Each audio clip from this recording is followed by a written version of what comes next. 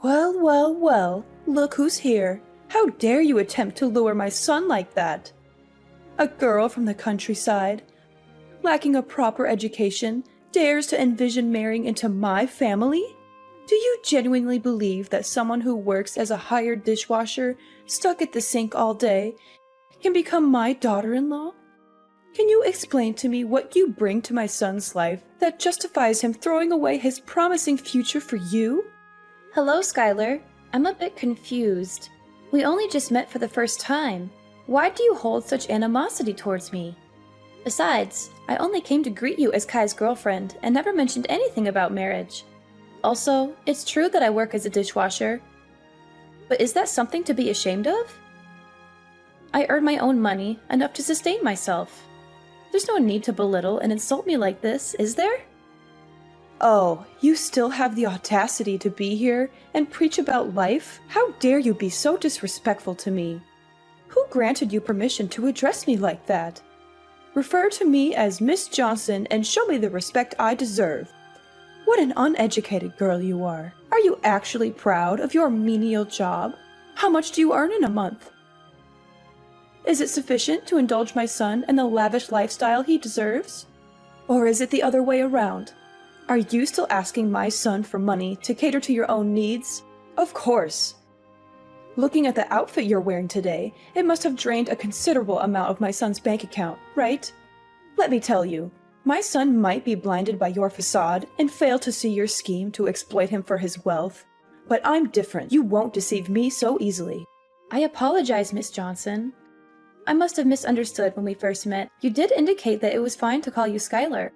However, there appears to be a miscommunication. Since the time I've known Kai, never once have I asked him for gifts or money. And this dress I'm wearing, it's a birthday gift from him. You're such a naive girl. I only said that you could call me Skylar because I believed you hailed from a well-off family, or at least held a respectable job. Discovering that your parents are simply farmers doesn't change my opinion of you as a mere working-class individual. Oh, I see. You're a dreamy country girl, aspiring to find a handsome and charming guy in the city, right?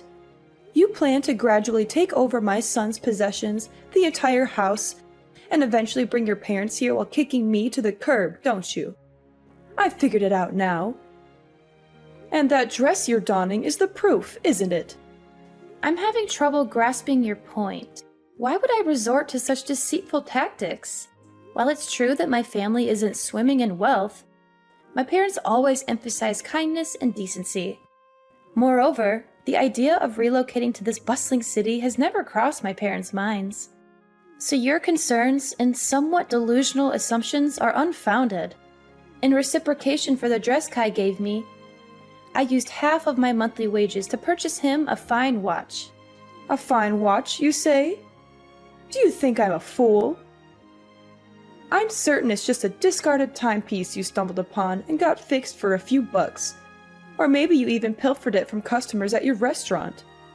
I know money-driven girls like you would surely opt for the cheapest options. You claim I'm concocting scenarios and weaving tales. Who do you think you're fooling? I discerned your conniving plan when I heard the story of how you first met my son. How on earth could such a coincidence exist? What are you even talking about? I never buy low-quality items for Kai, and I certainly don't steal from anyone. And as for that incident when Kai was attacked and robbed in the alley, it was genuinely coincidental that I was there. Is that so? Then tell me the whole story. Because Kai only mentioned that you were the one who rescued him from the robbery. At first, I felt gratitude. But as I've come to know you better, I can't shake the feeling that this might have been some sort of setup. You see, part of my job as a dishwasher includes taking out the trash at the end of the day. On that day, while doing my usual routine, I overheard cries for help and sounds of a struggle coming from the end of the alley. Despite being scared, I felt that not intervening could lead to someone's death. So, I played a recording of police sirens and carried my pepper spray with me. Thankfully, the robbers were frightened off by the sounds and ran away. Then I called an ambulance for the man.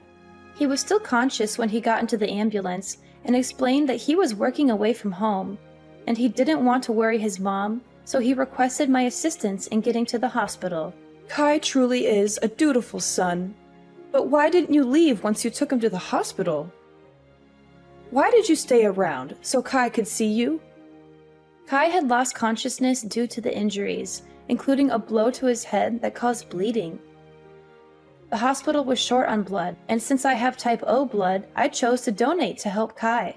Plus, he needed someone familiar during a minor surgery, so I had to claim to be his girlfriend.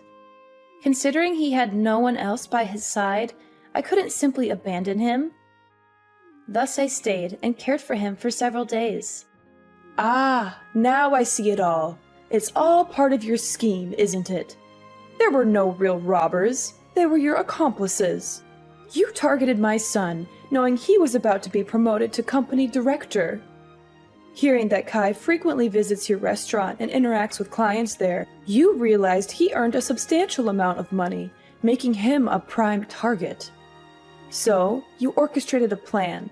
You hired thugs to stage an attack, posing as robbers, and you were lurking nearby. Then swooped in, pretending to rescue Kai. You used his hospital stay to manipulate him, pretending to be caring and sweet, and eventually made him fall in love with you, didn't you? I'm utterly baffled by your accusations. I can't even fathom what you're talking about. Crafty as a fox, aren't you? If I hadn't seen through your deceitful plan today, what else might have you done to ensnare my son? Were you planning to trap him, get him drunk, manipulate him into impregnating you so you could force me into adopting a grandchild? Let me be clear, you better stay away from my son. I won't allow you to set foot in this house again. Miss Johnson, I've tried to be patient and respectful, considering your role as my boyfriend's mother and your status as an adult. However, there comes a point where I can't tolerate baseless accusations and disrespect any longer. I never intended to get close to Kai with any ulterior motives.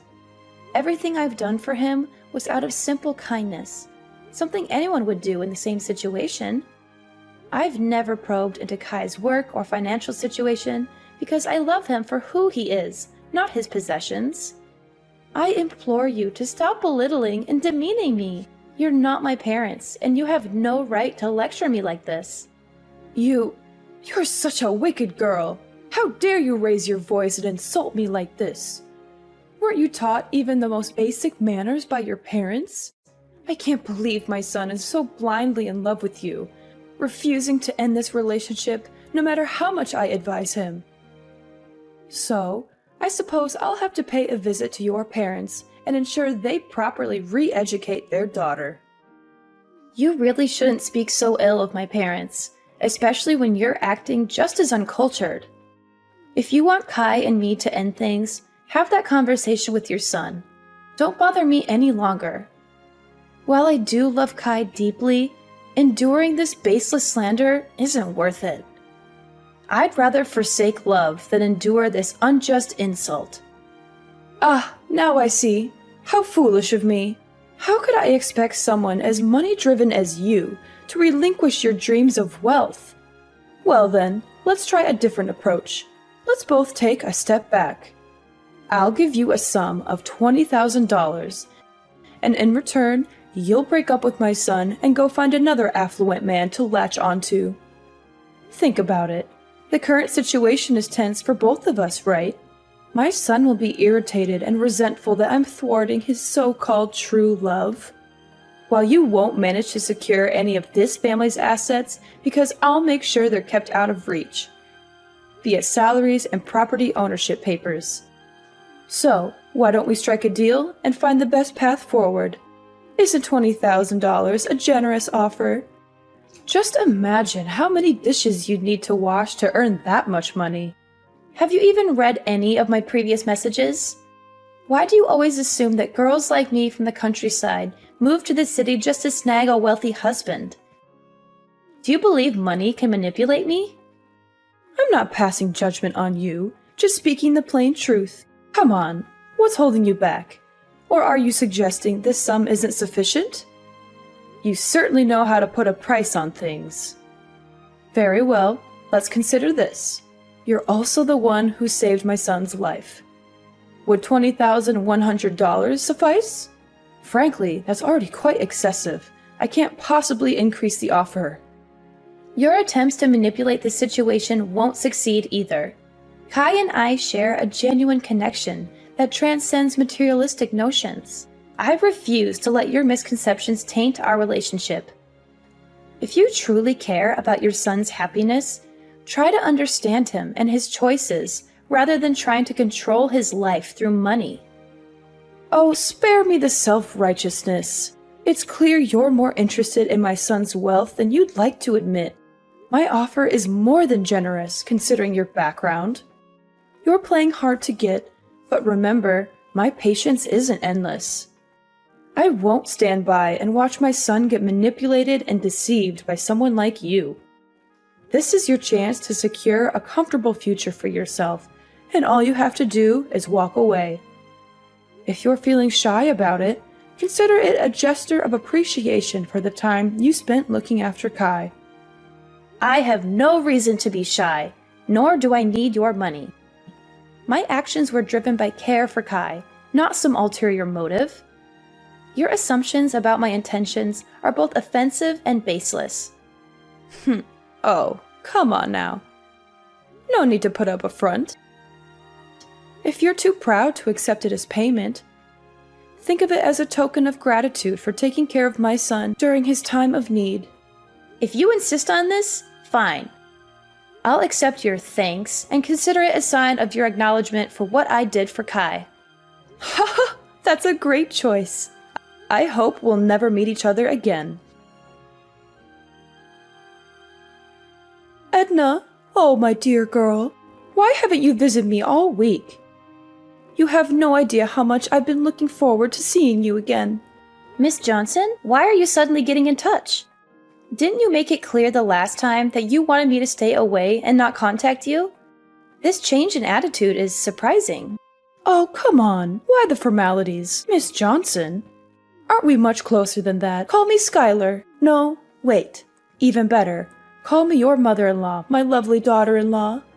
Over the past week, I've been reflecting a lot on how I misjudged you. I've heard stories about your kindness from Kai, and he's quite upset with me for the way I treated you. After much consideration, I realized that you're the daughter-in-law I've always wanted. Miss Johnson, are you being sincere? I'm finding it a bit hard to believe all of this so suddenly. Edna, Skylar, please. If you keep up with the formalities, I might just get mad at you. All right, Skylar.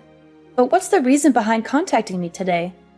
Well, I heard Kai mention that you're still renting a place, right? The thought worries me. Coming home late from work and being alone, isn't that risky? There are potential dangers, and you never know who might be lurking around. Or, have you considered moving in with us? I mean, I do have a spare bedroom.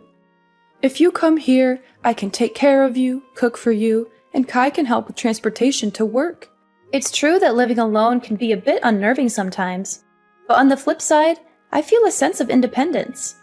Moving into your house might not be the best move, especially since we're still relatively new to each other. And didn't you previously worry about me trying to take advantage of your family's wealth? Why the sudden change? Haven't I explained that already? I truly see you as my daughter-in-law. You know, Kai is my only son, and I always wished for a daughter-in-law I could love like my own. From the moment I met you, I felt a connection. I must admit, the tough act I put on was just a test, to see if you'd prioritize money over my son. But now, I'm convinced you're a wonderful girl, a perfect match for my son. And remember, sooner or later we'll all be one family, so there's no need to be shy. I still sense some uncertainty in all this. Edna, let's put aside what I said before. It's something all mothers do, just a protective measure to ensure their child's happiness. Trust me, Edna, and don't worry about my earlier words. Move in with us, with me and Kai. Do you know how much it pained me to notice calluses and roughness on your hands when I touched them? Living on your own, You might not be taking the best care of yourself, right? Besides, you've mentioned your love for Kai before. Wouldn't you want a more committed relationship with my son? Skylar, I appreciate your apparent change of heart and your offer, but I must admit, this sudden shift in attitude raises some suspicions. I need time to process everything. Don't be so cautious, dear. This is an opportunity for you to secure a better life. You'll be embraced wholeheartedly into the family. Now, on to another matter. You've won a fortune, Edna. What are you still doing, toiling away at your job? Why not indulge in the luxury your winnings can offer? Hold on, what are you talking about? What winnings? Stop the act. I'm not in the dark anymore. I overheard Kai talking to you yesterday. About the lottery. You won, didn't you? Ah, that's what this is about. Yes, it's true. I won the lottery. I knew it! I had a hunch about your potential. And you snagged the jackpot. Let's see. Over $100 million, even after taxes, you're left with around $60 million. Am I right? Incredible! That sum could secure a lavish life for my son and me. So, have you collected your winnings?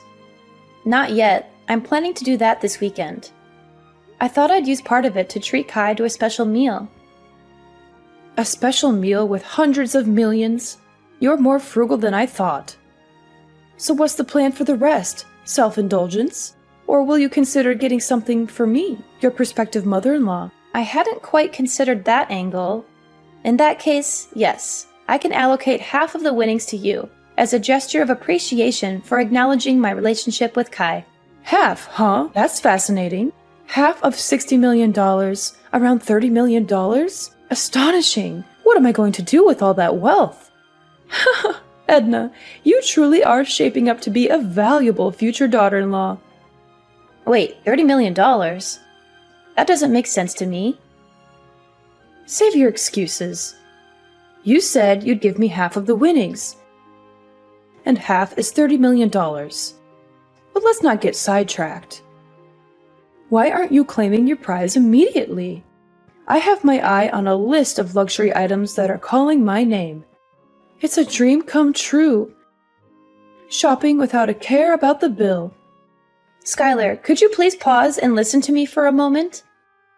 Edna, I'm swamped right now. If you have something to say, can it wait? I've got shopping dates with friends, and I need to relish this newfound shopping spree. Anyway, don't forget to move in. That way I can keep my eyes on your lottery ticket. Catch you later. And once you have the winnings, just transfer the amount to me as promised. Skylar, please wait. Listen to me. Skylar? Where are you? Edna, I'm starting to lose my patience. Why haven't you moved into my house yet? Did you run off with that winning ticket of yours? Skylar, I've thought it through. I don't think it's very reasonable to move into your house. So I decided to move to a new apartment. You don't have to worry about me. This apartment is very safe and also very close to where I work. You have to move back to my house immediately. You're a scheming woman. When you have nothing, you cling to my son, do everything to please me. So now that you've won the jackpot, have you already started giving up your acquaintance with me? Or is it that you have money now, so you despise my family? Unacceptable. I see through your game now. You must be regretting that promise you made to split the money with me. That's it, isn't it? You're hiding, hoping to avoid your commitment. No, Skylar, you're misunderstanding. I didn't even second guess it. I don't mean to despise or shirk that promise. Actually, I just finished claiming my reward and was about to text you. Oh, really? My lovely, beautiful daughter-in-law. Do you know how long I've been waiting for you? Hurry up and transfer the money to me. Do you know how much I was looking forward to it? I even made a deposit to buy a supercar and a villa. And to celebrate, I even booked tickets to invite my friends to travel to Europe. Tomorrow is the day to pay the remaining debts. But fortunately, my lovely daughter-in-law has already transferred the money to me. A life of wealth and fame is about to come to me. Oh, I don't think you can do that much with just $300. I have already transferred the money to you. You can check if you have received it. Oh, of course, it will do many things. That's an amount that even in my dreams, I never thought I'd get. Oh, wait, Edna, you seem to have made a mistake here. You were supposed to give me $30 million, not 300. Looks like you missed a few zeros already. Give me my money back now. Ah, I see. Or is it because the bank doesn't let you transfer such a large amount at once, so you have to split it up into so many transfers? If so, why don't you just give me a few $1,000s for such a meager amount? Actually, I transferred the exact amount I promised to give you, didn't I? Half of the winnings, that's $300. But why do you keep mentioning $30 million? How do I have such a large amount of money to transfer to you? Oh, this must be a joke, right? Edna, you know, you're not a funny person because this joke isn't funny. If you're smart, then give me the money I deserve before I get mad and get all the money back. You were supposed to give me $30 million, not $300. I'm not getting it, Skylar. Who told you I won the jackpot?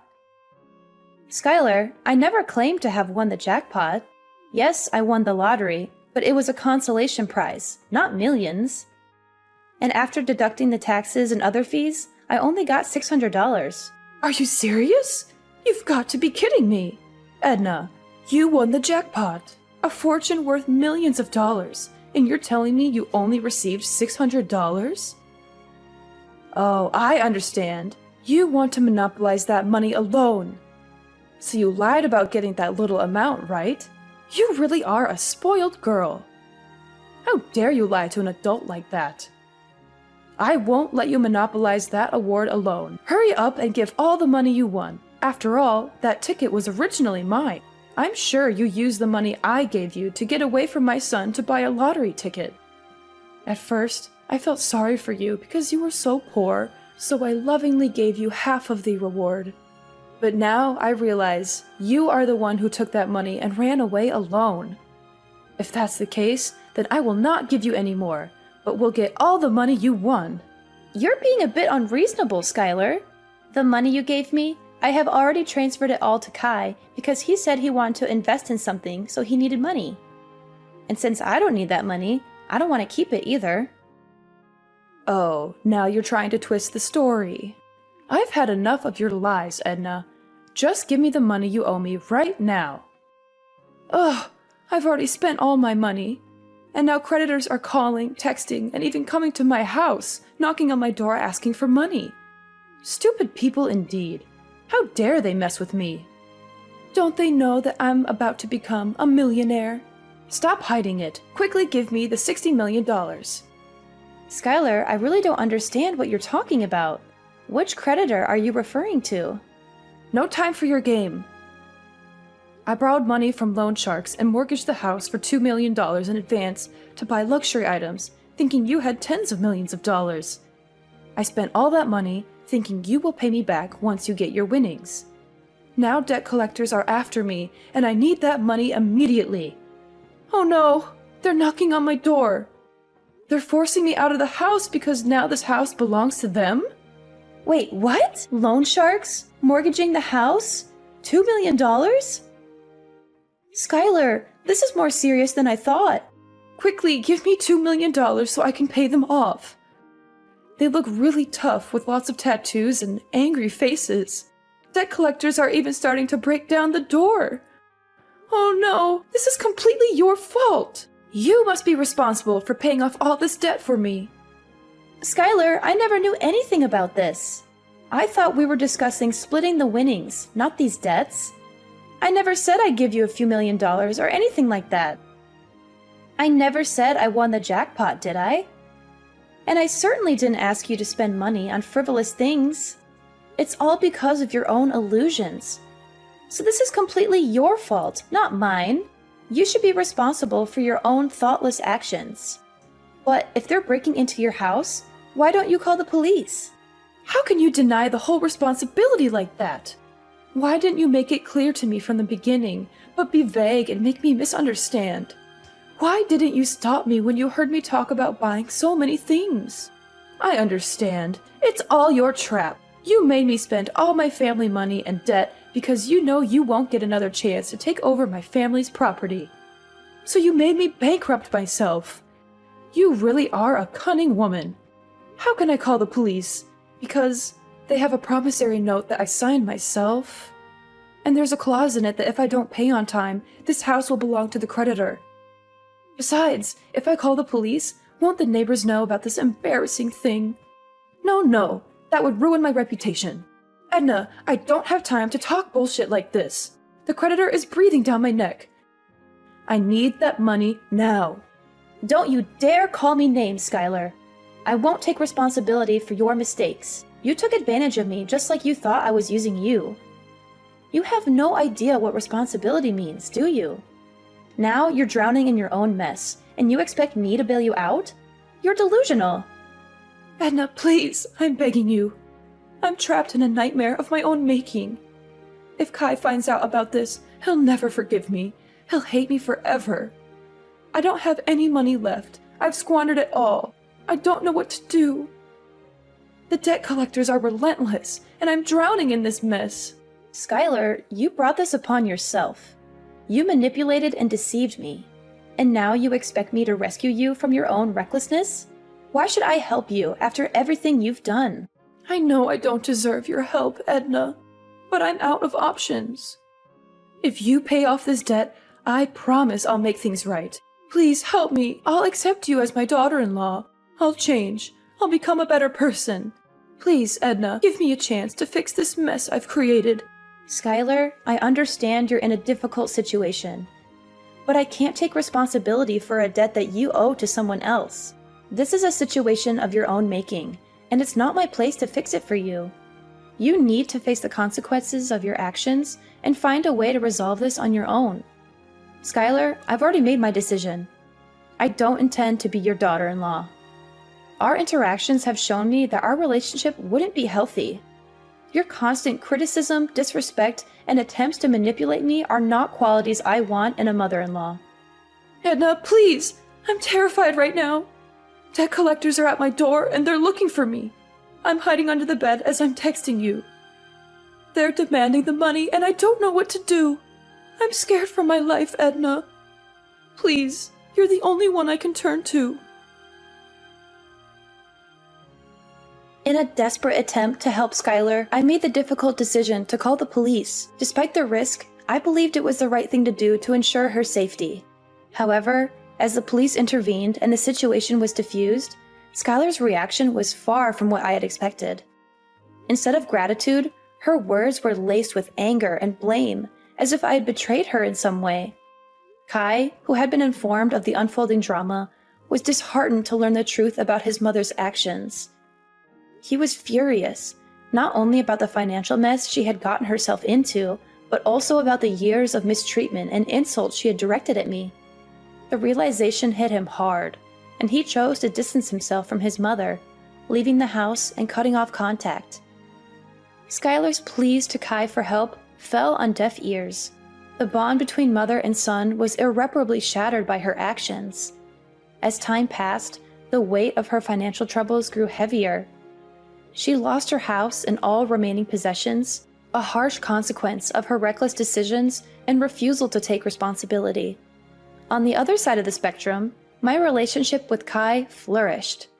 The truth had brought us closer, and his unwavering support was a testament to the strength of our connection. We faced challenges head-on, communicating openly and honestly about our feelings, doubts, and fears. Maybe we weren't swimming in dough, but our love bank was full. Kai stuck by me like glue, and we faced life's curveballs together. Days turned into years, and we kept on chugging. We learned that love's not about luxury, it's about being there for each other. Our story turned into this epic of ups and downs, learning to stand our ground, and most of all, realizing that love's the real deal. So, what's the takeaway from this roller coaster? Well, life's like a box of chocolates. You never know what you're gonna get. But sticking together through thick and thin,